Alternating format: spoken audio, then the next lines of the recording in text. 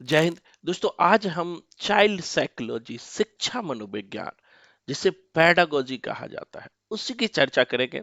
और खास करके आज जो है थॉर्नडाइक, जहां से एक सवाल पूछा जाता है, आखिर थॉर्नडाइक कौन है, थॉर्नडाइक का सिद्धांत क्या है, शिक्षा मनोविज्ञान के क्षेत्र में क्या रहा है, और थॉर्नडाइक जो है वो बच्चों के बारे में क्या कहते हैं, उनकी क्या सोच थी, उसी की चर्चा करेंगे। अगर आप सीटेट की तैयारी कर रहे हैं, अगर आप बीएड देना चाहते हैं, अगर आप केवीएस, नवोदय, डीएसएसबी, नेट जैसे परीक्षाओं में भी चाइल्ड साइकोलॉजी के सवाल पूछे जा रहे हैं, तो पूरी वीडियो ध्यान से देख लेना। दोस्तों, जब हम थॉर्नडाइक की बात करते हैं, जैसे स्क्रीन पर देख रहे हैं, थॉर्नडाइक का जन्म जो है यूएसए में हुआ था। इसको याद रखिएगा। जन्म की अगर बात करें तो कभी कभी जन्म भी पूछ लेता है, यूएसए में हुआ।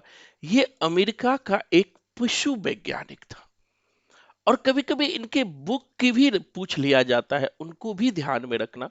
इनके महत्वपूर्ण बुक जो थे, पूछा भी था, शिक्षा मनोविज्ञान, adrenal sorry in animal intelligence और द साइकोलॉजी ऑफ लर्निंग। शिक्षा मनोविज्ञान, एनिमल इंटेलिजेंस और द साइकोलॉजी ऑफ लर्निंग, ये थॉर्नडाइक के महत्वपूर्ण बुक है और इसे हमें ध्यान में रखना है। दूसरी बात कि थॉर्नडाइक के सिद्धांत पूछा जाता है, कौन सा सिद्धांत है और इसे किस किस नामों से जाना जाता है। तो ये अगर याद रखेंगे तो एक सवाल जरूर बन जाएंगे। थॉर्नडाइक के सिद्धांत को ही एसआर थ्योरी भी कहते हैं, संबंधवाद का सिद्धांत भी कहते हैं, प्रयत्नवाद का सिद्धांत भी कहते हैं, प्रयास और त्रुटि का भी सिद्धांत कहते हैं, उद्दीपन अनुक्रिया सिद्धांत भी कहते हैं, और समायोजनवादी भी सिद्धांत भी कहते हैं। तो सबसे महत्वपूर्ण है, ये सब सिद्धांत थॉर्नडाइक के सिद्धांत हैं और इसी नामों से, अलग अलग नामों से ये जाना जाता है। तो इनको याद रखना। दूसरा जो महत्वपूर्ण चीज है, थॉर्नडाइक ने नियम क्या क्या बताया, यहां से भी एक सवाल पूछ लेता है कि थॉर्नडाइक का नियम क्या है, आखिर रूल क्या है। इन्होंने अभ्यास का नियम दिया। इन्होंने कहा बालक जब बार बार अभ्यास करता है तो वो किसी चीज को सीखता है।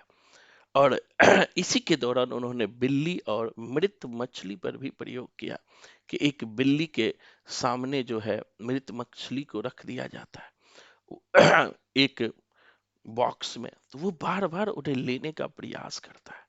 तो इसके थ्रू उन्होंने बताया कि जब बालक बार बार अभ्यास करता है तो वो अभ्यास के द्वारा सीखता है। इस दौरान बार बार बालक त्रुटि भी करता है, और त्रुटि करते करते, जैसे एक छोटा बालक है, उसे लिखने के लिए कुछ सिखाते हैं तो वो त्रुटि करता है। स्वाभाविक है कि वो बार बार त्रुटि करेगा, बार बार चीजों को बदलेगा लेकिन सीखेगा। दूसरा, तत्परता का नियम। उन्होंने बताया कि बालक जितने किसी चीज को सीखने में तत्पर होगा, उतने ही उनके ज्ञान में वृद्धि होगी। इसी तरह प्रभाव का नियम है, इफेक्ट का नियम है कि आखिर बालक पर क्या प्रभाव पड़ता है। तो थॉर्नडाइक साहब कहते हैं कि जब बालक बार बार त्रुटि करता है, बार बार प्रयास करता है, तो उनके पास जो है एक पॉजिटिव रिजल्ट आ जाता है।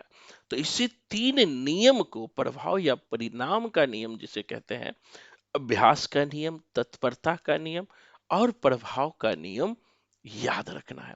अब तीसरा सवाल आता है, इन्होंने प्रयोग किस पे किया, तो बिल्ली और कुत्ते पर किया। किस पर प्रयोग किया, तो ये भी याद रखना, पूछ लेता है किस पर प्रयोग किया, तो बिल्ली और कुत्ते पर किया। इसी तरह से दोस्तों, यूज किया है।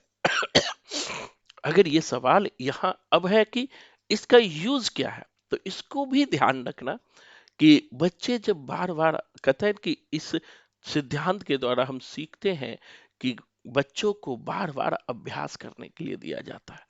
बच्चे जितने बार बार अभ्यास करेंगे उतने सीखेंगे। और अभ्यास के दौरान बालक में त्रुटि भी संभव है, ऐसा नहीं कि बालक त्रुटि नहीं करेंगे, लेकिन वो सीखेंगे जरूर। और खास करके यह नियम थॉर्नडाइक का ये भी क्वेश्चन पूछा है सीटेट में भी कि कि मंदबुद्धि बालक के लिए कौन सा सिद्धांत महत्वपूर्ण है, तो थॉर्नडाइक का सिद्धांत यानी मंदबुद्धि बालक के लिए और भी महत्वपूर्ण है, क्योंकि मंदबुद्धि बालक को सीखने में एक लंबा वक्त लगता है, वो धीरे धीरे सीखता है। तो जब उनसे बार बार अभ्यास कराया जाएगा तो वो जरूर सीखेगा। और शुरुआत में हो सकता है कि उसमें त्रुटि हो, तो हमें घबराना नहीं चाहिए। जब भी हम कोई काम करते हैं तो हमसे त्रुटि होती है। तो आज के लिए इतना ही। धन्यवाद।